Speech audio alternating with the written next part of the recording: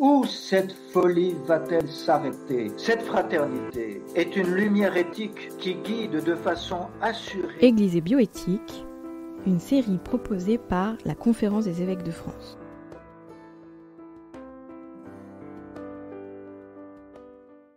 Big Data, ne noyons pas la liberté sous les données. L'utilisation des mégadonnées, ce qu'on appelle les Big Data, comporte des risques importants d'intrusion dans la vie privée. Le bénéficiaire des données ne doit pas être seulement le marché mondial. La liberté de chacun doit être préservée par le respect de son consentement, mais aussi par la protection de ses données.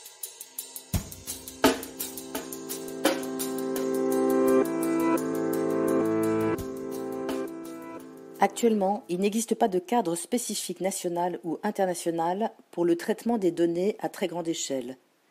La réglementation de leur utilisation peut se faire à partir des règles relatives à la protection des données personnelles, comme la loi de 1978 relative à l'informatique, aux fichiers et aux libertés en France, et comme le Règlement général de protection des données, le RGPD, adopté au plan européen en 2018.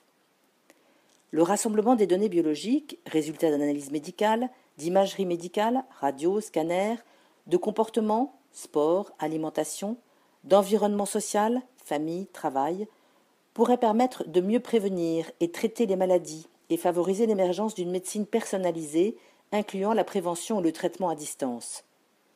Mais cette vision se heurte à deux enjeux éthiques majeurs. D'abord, le marché mondial de la promesse.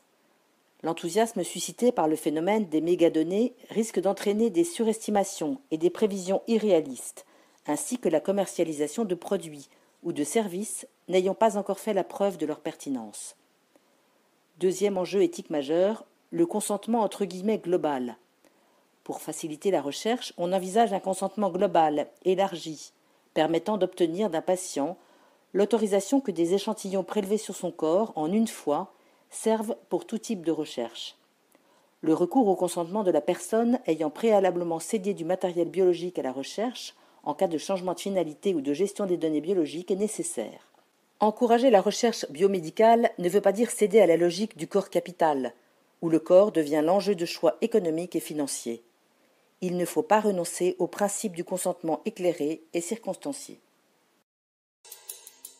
En entrant dans le monde, le Christ dit « Tu n'as voulu ni sacrifice ni offrande, mais tu m'as formé un corps. » L'auteur de la lettre aux Hébreux nous rappelle que le corps que nous recevons, que nous sommes, est un don de Dieu, une bénédiction pour entrer en relation avec les autres et avec le Christ qui conduit au Père. Abandonner subrepticement des données à des algorithmes dont nous ignorons la finalité appelle un discernement et un usage raisonné de l'outil informatique. Derrière la facilité se dessine un enjeu plus important où nous abdiquons, à notre insu, une part de notre liberté. Sans renoncer au progrès technologique, il importe de permettre à chacun de rester maître de son corps et d'entretenir une relation de confiance avec les soignants.